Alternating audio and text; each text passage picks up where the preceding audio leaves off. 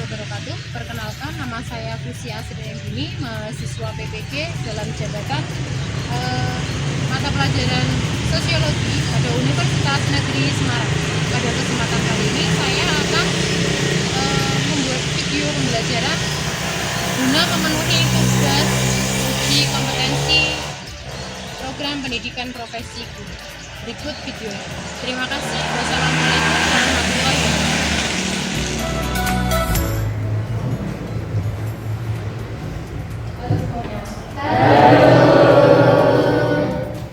Assalamualaikum warahmatullahi wabarakatuh. Waalaikumsalam warahmatullahi wabarakatuh. Selamat pagi semuanya. Pagi. Bagaimana kerja hari ini? Alhamdulillah. Alhamdulillah sehat luar biasa ya. Oke, siap untuk belajar hari ini ya? Baiklah, untuk mengawali kegiatan pembelajaran pada pagi hari ini, kita awali dengan berdoa terlebih dahulu. Silakan untuk ketua kelas untuk memimpin doa, Mas Tian. Marilah kita berdoa sesuai agama masing-masing. Berdoa dimulai. Doa besar.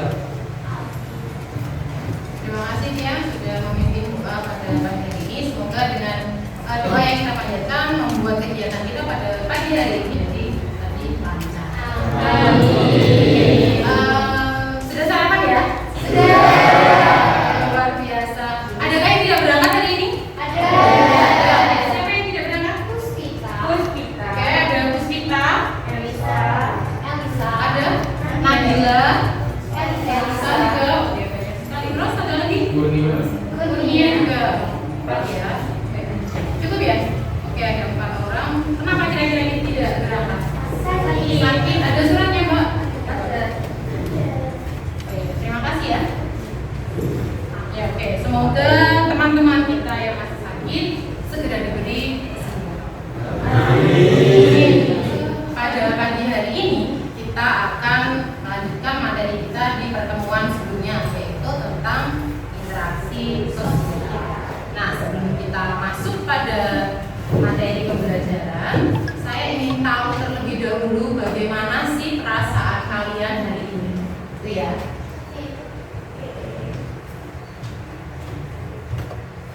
Nah, jadi ada, kalau biasanya kita pagi-pagi berolahraga. Nah, sekarang saya ingin mengolah rasa. Bagaimana perasaan kalian hari ini? Nah, di sini saya punya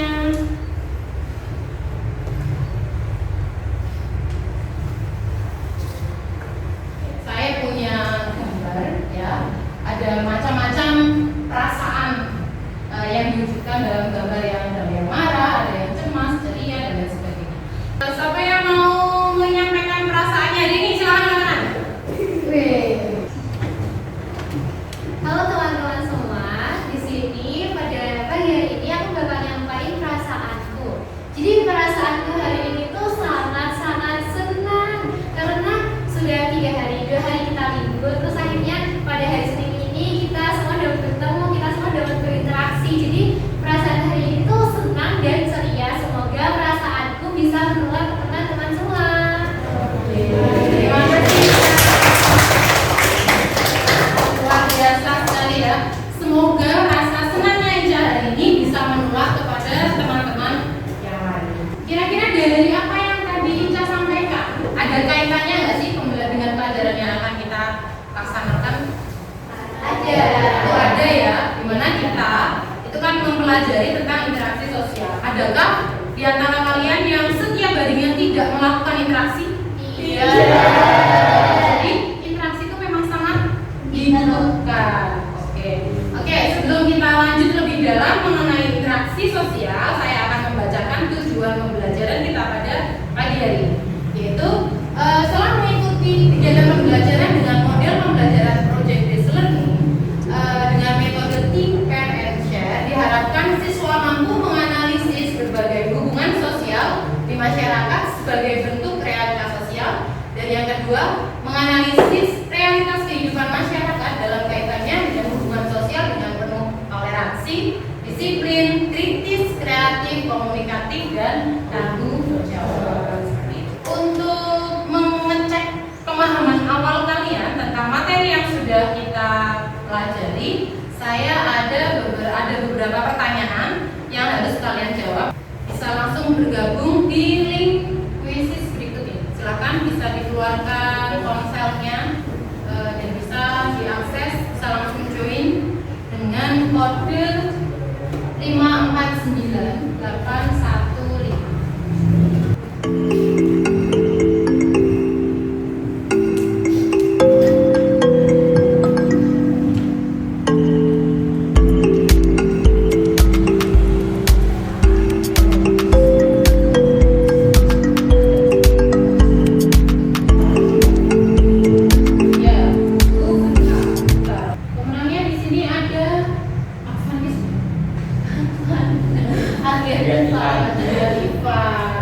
Kemudian ada Sabrina.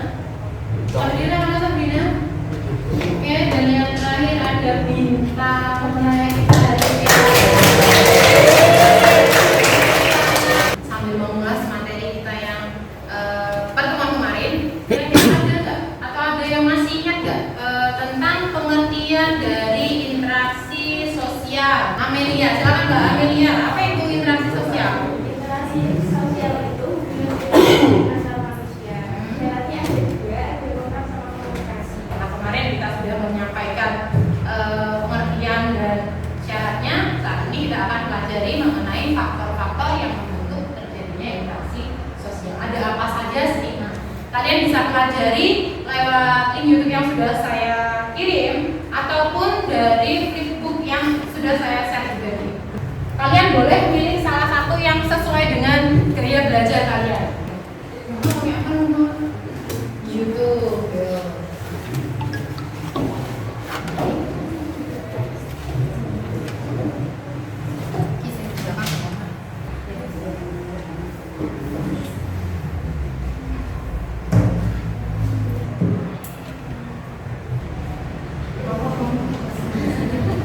Oke, cukup ya, Zah? Cukup. Oke, bagaimana perasaan kalian setelah kalian belajar mengenai faktor-faktor ini dengan dari berbagai bahan ajar? Tadi ada, saya lihat ada yang pakai flipbook. Tadi sama saya pakai flipbook, teman-teman.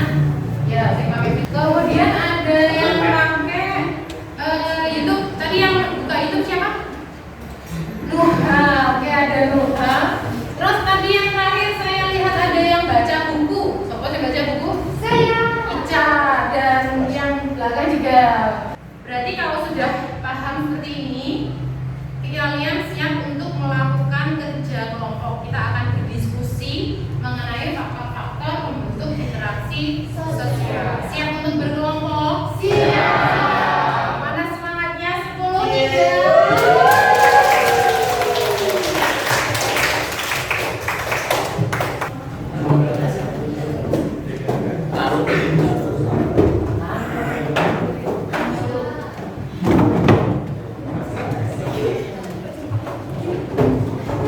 Ini sudah membentuk kelompok ya? Sudah sesuai dengan kelompoknya? Ada cewek, ada cowok. Kamu Mas Reno, kamu itu kelompok mana? Oh iya, kelompok. Jadi ada 6 kelompok. Kelompok 1 mana? Kelompok 1? Sini. Kelompok 1, kelompok 2? Sini. Kelompok 3? Kelompok 4? 4 dan kelompok 5? Dan kelompok 6? Ya. Untuk LKPD-nya, saya sudah punya QR code. Silakan nanti perwakilan dari setiap kelompok untuk maju ke depan untuk men-scan barcode yang ada di depan. Skin rainbow kok, betulnya Japar lah.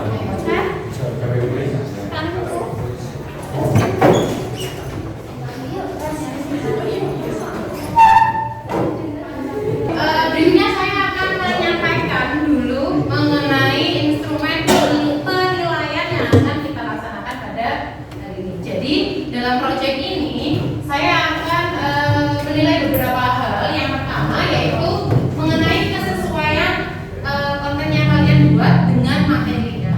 Kemudian yang kedua kerapian hasil karyanya. Dan yang ketiga mengenai cara penyampaian kalian nanti di depan. Jadi ketika presentasi itu masuk dalam ranah penilaian. Gitu ya. Oke. Dan untuk waktu pengerjaannya saya beri waktu 10 menit. Bisa dimulai dari sekarang. Silakan.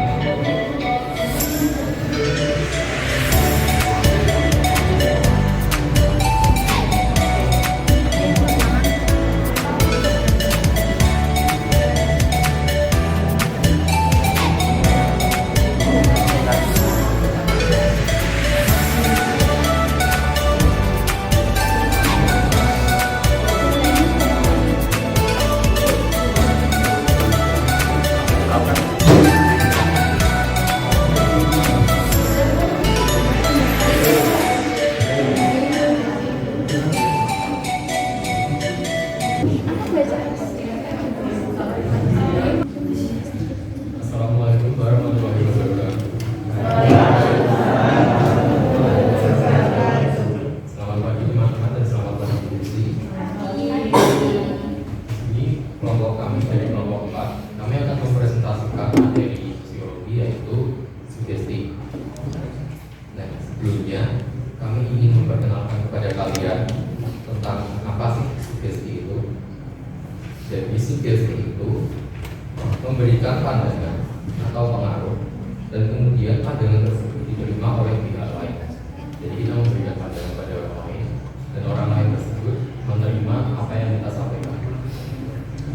Dan sugesti ini termasuk di dalam tindakan sosial karena kita juga berinteraksi dengan orang lain dan orang lain juga memperhatikan diri kita. Jadi kan ada kontak mata, ada kontak lainnya dan lain sebagainya. Kemudian sugesti ini mengarah pada afektif, di mana itu berdasarkan faktor perasaan atau emosi tanpa sadar. Jadi dapat diperhatikan bahwa afektif itu kuncinya adalah perasaan yang mengarah pada perasaan kita seperti perasaan tertarik, contohnya seperti itu. Kemudian ini merupakan bentuk interaksi sosial.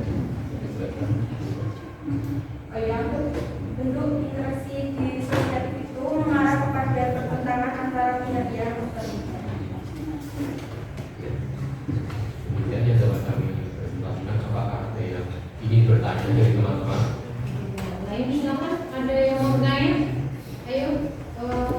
Iya, kelompoknya Aurelka, kelompok berapa Kak? Kelompok 5. Oke, silakan. Berdiri boleh Mbak? Berdiri. Contoh-contohnya seperti apa? Bentuk dari tindakan sugesti. Ya. Ya, terima kasih atas pertanyaannya. Jadi contoh dari tindakan sugesti dapat kita ambil dari kehidupan sehari-hari, seperti halnya pada iklan. Kita bisa mengambil dari iklan sampo, di mana iklan sampo itu memberikan pandangan kepada kita bahwa iklan tersebut positif, di mana sampo tersebut bisa bermanfaat untuk rambut, dan sampo tersebut itu memiliki manfaat seperti mengatasi rambut lepek ataupun meluruskan rambut dan lain sebagainya. Pokoknya sehingga kita pada produk tersebut tanpa kita berhubungan kontak mata secara langsung. Tapi kan kita dari TV kan bisa lihat bahwa orang tersebut mempromosikan sampo tersebut, dan dari hal lain kita juga bisa tertarik karena mungkin jika yang mengiklankan itu adalah brand ambassador yang sangat terkenal, yang mungkin bisa membuat kita sangat tertarik ataupun membuat kita kayak ngefans banget sama orang tersebut. Jadi dalam contohnya itu kan diambil dari iklan sampo, di mana itu mempromosikan produknya, dan sehingga kita otomatis kayak tertarik dari iklan tersebut. Oke, ya, jadi tepuk tangan. Ada lagi nih kira-kira yang masih ganjel gitu dari peran kelompoknya Tiang? Nggak ada yang mungkin kenapa kok itu kan disosiatif ya? Ada nggak? Nggak ada. Ayo Bija, silakan. Oh iya, yang apa? Sugesti itu termasuk bentuk interaksinya disosiatif. Kenapa? Ya, kenapa itu masuk dalam disosiatif? Ada tadi contohnya disosiatif atau asosiatif sih sebenarnya? Yang iklan kan ya. Mempengaruhi kayak kalau disebutkan disosiatif kan itu belum Tidak terlalu. Nggak terlalu. Ya, coba dijelaskan ya. Jadi kan dari pertanyaan Ica, mengapa di dalam sugesti itu terdapat disosiatif?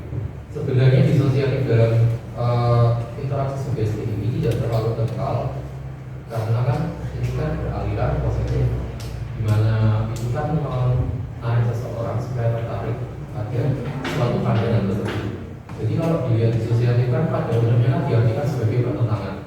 Nah, kalau kita tertarik sama produk tersebut, apakah kita menunjukkan pertentangan?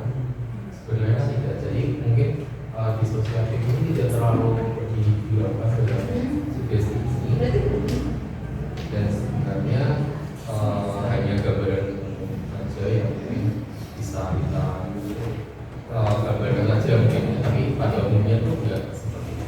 Oke, berarti sebenarnya untuk bentuk interaksinya itu belum tergolong ya disosiatif ya, karena di sini sugesti itu kan memberi pengaruh tanpa kita itu berpikir panjang melakukan apa yang disampaikan oleh orang yang mempengaruhi tadi. Contohnya benar tadi yang disampaikan oleh Tian bahwa dalam iklan shampoo itu kan kita tidak melihat apakah shampoo itu cocok dengan kebutuhan rambut kita, tapi karena yang mengiklankan atau yang mengiklankan itu adalah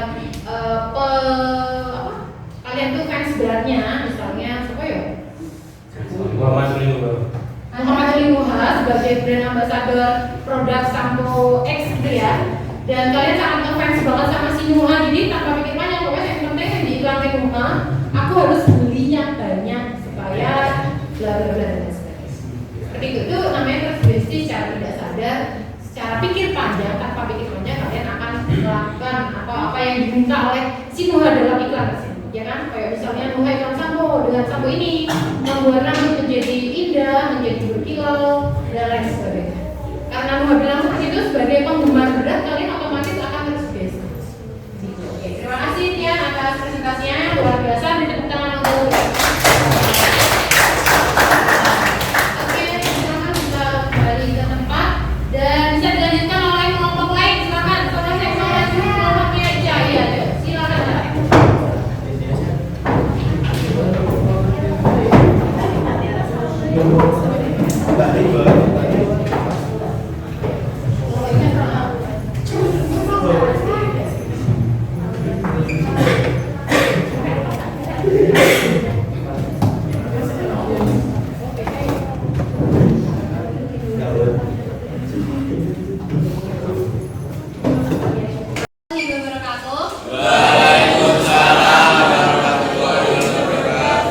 Selamat pagi semuanya.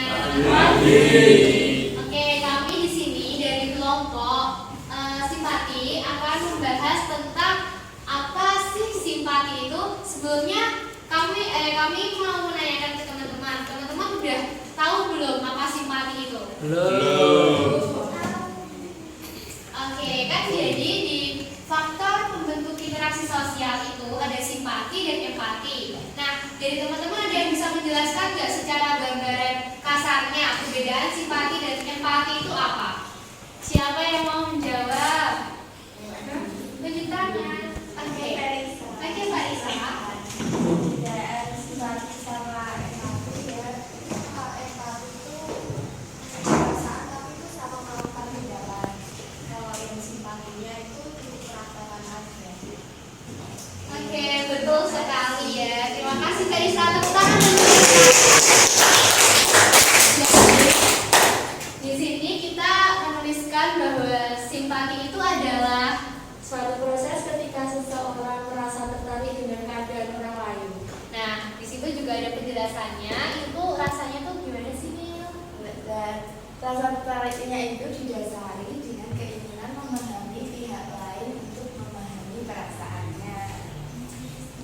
Terus simpati itu keinginan untuk memahami perasaan. Jadi tindakan simpati itu termasuk tindakan afektif karena menggunakan perasaan. Terus selanjutnya di sini ada bentuk interaksinya apa Kak? Asosiatif. Kenapa asosiatif? Asosiatif itu apa sih Kak? Asosiatif itu kan yang menjerumus kepada tindakan yang baik. Boleh. Itu tadi secara singkatnya penjelasan simpati dari kelompok kami. Mungkin dari teman-teman ingin menanyakan apa yang kurang jelas atau yang kayak gimana gitu. Oke, boleh. Kalau untuk simpati itu kayak kita merasakan kepada seseorang, kita akan merasakan simpati. Sedangkan kalau empati bersumber pada kemampuan seseorang dalam membayangkan atau mengimajinasikan perasaan orang lain. Empati itu kayak tindakan seseorang. Ada tindakannya gitu maksudnya. Terima kasih ya Linda. Terima kasih. Oke, mungkin sekian atau ada lagi yang ingin ditanyakan atau ditambahkan? Cukup ya. Cukup. Oke, terima kasih teman-teman atas perhatiannya. Cukup sekian presentasi dari kelompok kami. Saya akhiri. Wassalamualaikum warahmatullahi wabarakatuh. Waalaikumsalam.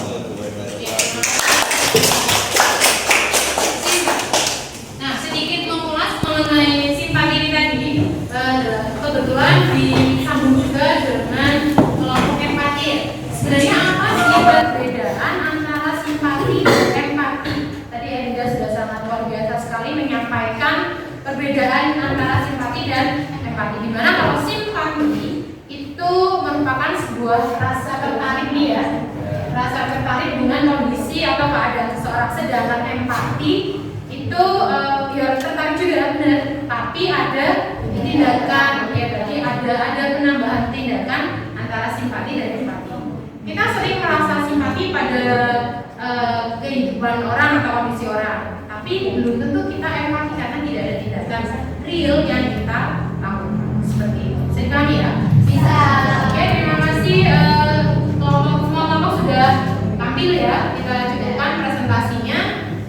Berikutnya kita akan melakukan post test. Kali ini silakan kalian bisa langsung bergabung dengan link yang ada dengan kode 251227. Silakan. Sudah? Oh, sudah.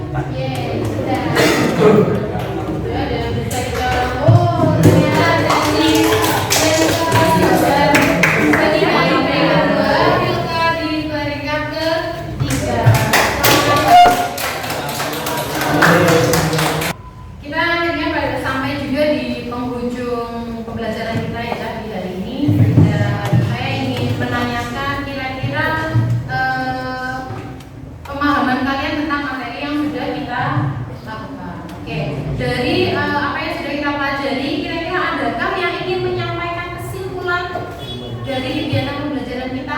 Silakan. Oh ya, ada Milka. Ya, silakan Mbak. Oke, boleh Mbak. Oke teman-teman, jadi hari ini kita sudah belajar mengenai faktor pembentuk interaksi sosial. Jadi faktor pembentuk interaksi sosial yang kita pelajari hari ini itu ada 6. Ada simpati, empati, interaksi, identifikasi, motivasi, sama sugesti. Itu dulu. Terima kasih Mbak. Kemudian setelah kita mengambil kesimpulan ya, dari pembelajaran kita, adakah yang ingin menyampaikan perasaannya tentang kegiatan pembelajaran kita pada pagi hari ini? Kira-kira siapa? Oh ya, ada Sinea. Jadi Bu Fusi dan teman-teman, di sini saya akan menyampaikan refleksi saya setelah mengikuti kegiatan pembelajaran sosiologi pada pagi hari ini. Perasaan saya sangat senang karena saya dapat berkumpul dengan teman-teman semua dan belajar dengan metode yang cukup mengasihkan.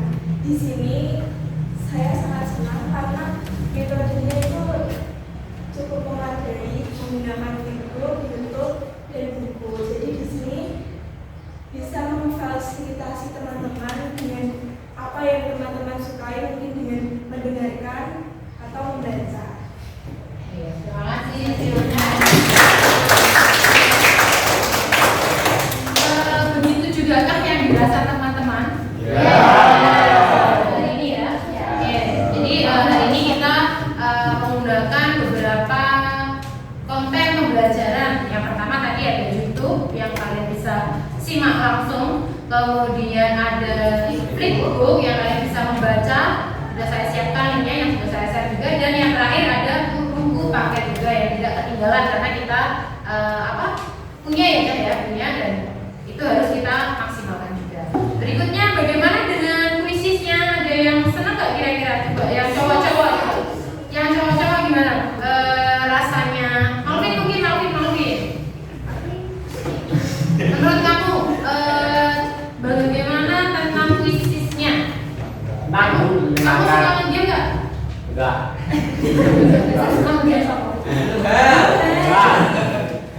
Malvin, tapi meskipun kamu nggak suka nge-game, tapi kamu suka nggak dengan kuisis yang kita pakai? Kenapa? Menyenangkan, menantang. Ya, dari kuisis yang kita mainkan itu juga ditampilkan langsung ya kan dashboardnya, kita bisa melihat bagaimana sih serunya persaingan di kelas ini. Wah itu si Iko di atas, wah kira aku harus jawabannya harus benar kan seperti itu. Oke, seperti itu ya. Ya, oke, betul sekali. Dan sampai sini kira-kira ada yang mau bertanya? Ada pertanyaan kah tentang pelajaran kita hari ini? Ya, jelas ya, tidak ada